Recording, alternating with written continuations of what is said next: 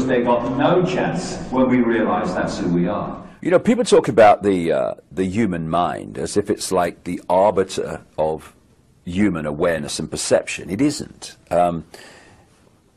This is why it's so important to get across, for people to realize what the nature of this reality is that we're experiencing. This is quite provably, when you look at the science, it's obvious. We live in a virtual reality universe. It's like a three-dimensional holographic version of the internet. If you go on the internet in Australia or South Africa or South America or Los Angeles, you're all accessing the same collective reality through the computer. Well, we, in our prime state, are consciousness, not form, but awareness. And this awareness experiences this tiny frequency range we call this world, just a tiny frequency range called visible light, through a interface called body-mind. If I want to go on the internet, I can't just go on the internet. I have to have a conduit to go on the internet, a computer.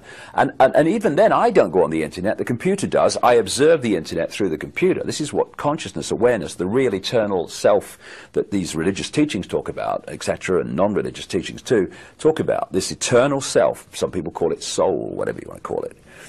And if you hold that awareness to that higher level of self, you're in this world, if you like, physically and experiencing it, but your point of observation is outside of this manipulated reality. And through the lens of body-mind, you can see things that the body-mind in this world and of it cannot see. And the more the system, when you study it, from cradle to grave, be it education, media, all these things, they're all, even religion to a large extent, is designed to pull our focus of attention into body-mind. It's the same. A very good analogy is you're on the internet and suddenly the computer takes control of what you think of the internet, where you go on the internet, and the decisions you make. And the more entrapped you are in mind-body perception, i.e. the five senses, and look at society, it's all about pulling us into the five senses. Look at this, listen to this, taste this, feel this, all trying to hold us in the five senses. The more entrapped you are, the longer it takes, the more powerful the transformation has to be for you to wake up, open your mind, and go to higher levels of your awareness.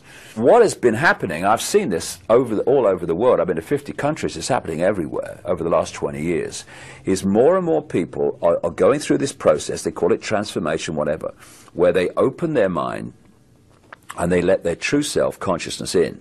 Now, consciousness is looking from this perspective, mind's looking from here, and that's why they want to keep us entrapped in mind-body perception, because we're looking here, we can see one dot, maybe two dots at a time. We can't connect the dots and see what's going on. Once you become conscious beyond body-mind, suddenly, oh, I can see how it fits together now. I've come across people only recently who've gone from this to this in literally weeks. Why couldn't I see it before? They say it's so obvious, because you were there before and now you're there. That's why it's obvious. And so this fork in the road, where people are deciding, are they going to keep on the way we're going and end up in this fascist control system, or are they going to go this way and break out into true freedom? In many ways, fundamentally, not in many ways, this fork in the road is, are you going to stay in mind and think you are Fred Jones, born in Pittsburgh in 1942, that's who you are?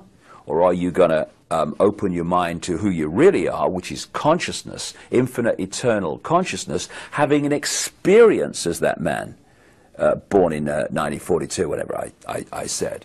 And that's the difference. Once you realize that our name, our job, our experience is just that, an experience, and we are consciousness, that change of point of perception, point of observation of this world transforms everything. You go from this to this, and you can see what the control system doesn't want us to see, and that's why the control system is absolutely structured to hold us in that that state. The power of human consciousness is demonstrable by the fact that despite all the things that are thrown at us, the cradle-to-grave programming, vast numbers and an exponential curve of numbers are now waking up from it. And it's this awakening that is going to bring this control system down. Not tomorrow, not next year, not the year after, not in 2012 like so many people kind of talk about, but I reckon about 2016 this awakening will have reached the point where the tipping point comes and this control system comes down, because the control system is absolutely founded completely in terms of its existence on humanity being there and not there. And they may seem confident and arrogant, and it may seem like that, and it will seem that for a few years, but it's coming down, and it's coming down because humans are waking up. And this appears to be what's going on in the world, but actually it's just a stage show that manipulates human perception so that we accept things happening which increase all the time the control of this system over the mass of humanity.